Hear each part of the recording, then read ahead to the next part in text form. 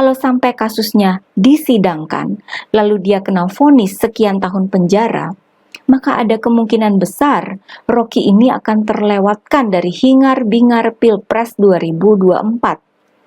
Orang rame-rame di luar, Rocky bakal terdiam di balik jeruji besi.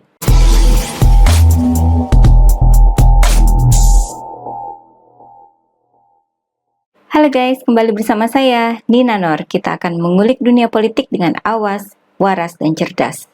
Masih soal Rocky Gerung, yang awalnya merasa sangat hebat, bisa memaki-maki, menghina Presiden Jokowi dengan kata-kata yang tidak pantas.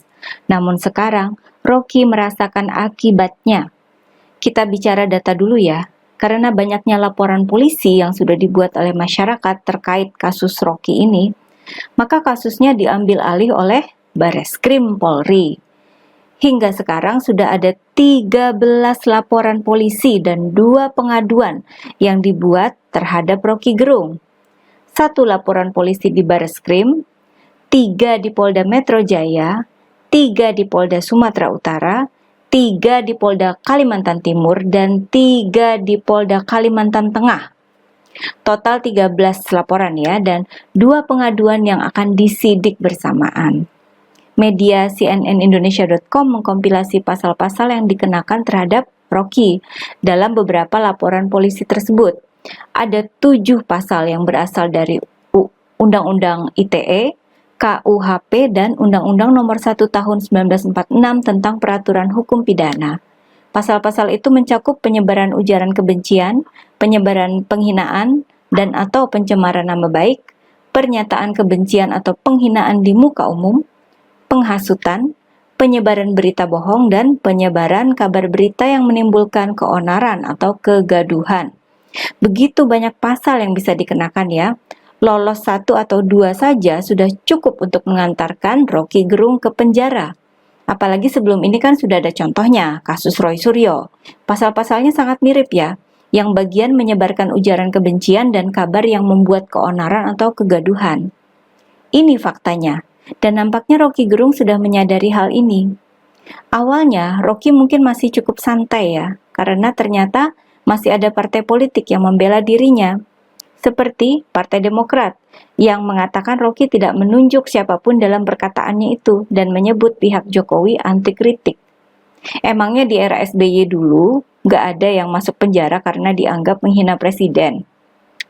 PKS juga bersuara membela Rocky, menyebut bahwa niat Rocky itu baik dan berharap Presiden Jokowi tidak tersinggung. Coba kalau PKS yang dimaki-maki pakai kata-kata yang sama, mau enggak?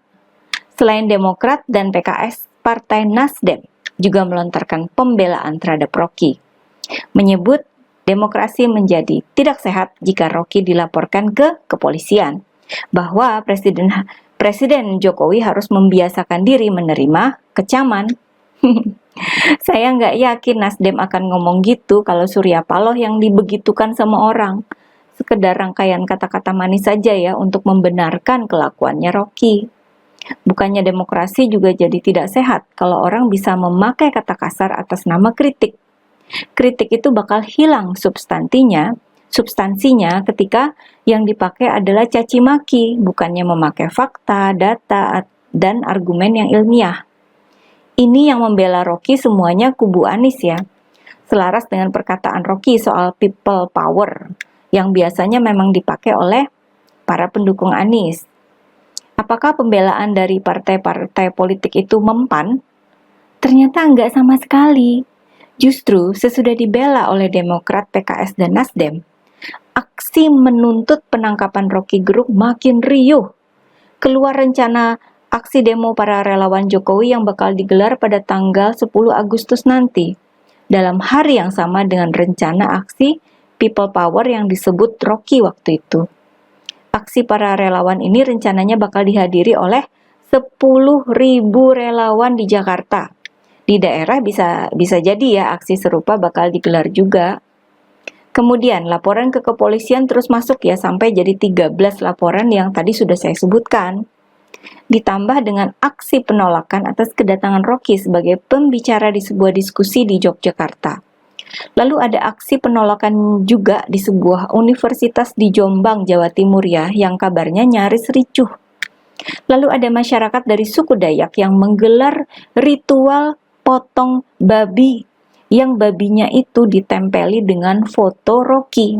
Ini merupakan bentuk sumpah agar Rocky segera ditangkap dan diadili. Di Kalimantan Barat, massa juga menggelar aksi mendatangi Mapolda Kalbar. Tujuannya mendesak Kapolri untuk menangkap dan memproses hukum Rocky.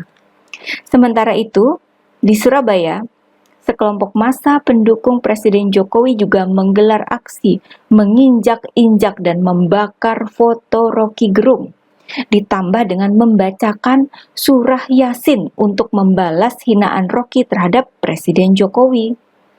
Saya yakin ya, Rocky Gerung pasti takut bukan main melihat gerakan massa yang justru jauh lebih heboh ketimbang aksi people power yang anti Jokowi.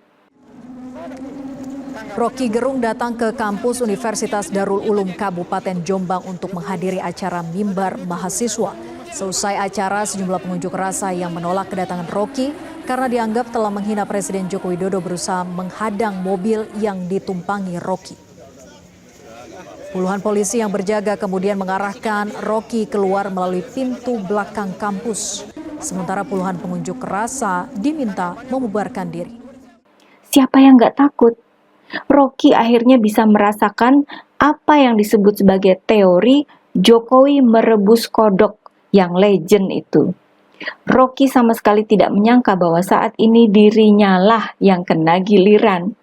Dan itu semata-mata karena kepongahan, kesombongan, dan apakah bisa kita sebut juga sebagai kedunguannya sendiri. Rocky terpeleset di tangga yang dia buat sendiri. Dikira tangga itu bisa membawa dirinya ke atas panggung. Ternyata justru tangga itu sangat licin, bikin Rocky jatuh nyungsep. Rocky sadar sesudah semuanya sudah terlanjur jadi bubur. Dia berusaha meminta maaf dan mengklarifikasi. Ngakunya enggak mengkritik dan menghina Pak Jokowi sebagai individu. Rocky minta maaf sudah membuat kehebohan yang ditafsirkan jadi keonaran katanya. Saking memohonnya dalam meminta maaf nih ya, Rocky bahkan menyinggung soal pertemanannya dengan anak Pak Jokowi dan bahwa dia diundang sebagai tamu VIP ketika Pak Jokowi mantu. Itu kata-kata orang yang sudah putus asa ya, sudah bingung dan linglung menghadapi kenyataan buruk. Karena dia mengiba minta dikasihani dengan menyebut bahwa dirinya punya hubungan baik dengan Pak Jokowi. Saya kok yakin ya, kalau Rocky ini sampai ketemu Pak Jokowi, dia akan salaman sampai nunduk-nunduk atau jangan-jangan sampai berlutut minta maaf di depan Pak Jokowi. Ya memang segitu takutnya Rocky sama kenyataan yang harus dia hadapi sekarang. Kalau sampai kasusnya disidangkan, lalu dia kena vonis sekian tahun penjara, maka ada kemungkinan besar Rocky ini akan terlewatkan dari hingar-bingar Pilpres 2024. Orang rame-rame di luar, Rocky bakal terdiam di balik jeruji besi, hanya bisa melihat tanpa bisa ikutan. Dan ini akan memusnahkan karakter yang sudah dibangun dari dulu ya, bahwa Rocky merupakan akademisi andalan para kadrun dalam memaki-maki dan menuntut Presiden Jokowi turun, yang sedang dipersiapkan untuk menjalankan aksi penolakan terhadap presiden baru, jika yang terpilih adalah dia yang didukung oleh Pak Jokowi. Pasti sudah banyak rencana-rencana yang bakal memanfaatkan sosok Rocky Gerung. Semua rencana itu bakal gagal total, dan Rocky bakal nggak jadi apa-apa. Paham kan guys, ketakutan yang sekarang sedang melanda Rocky Gerung? Begitulah, rebus-rebus kodok. Kalau kita kura-kura, memang juara.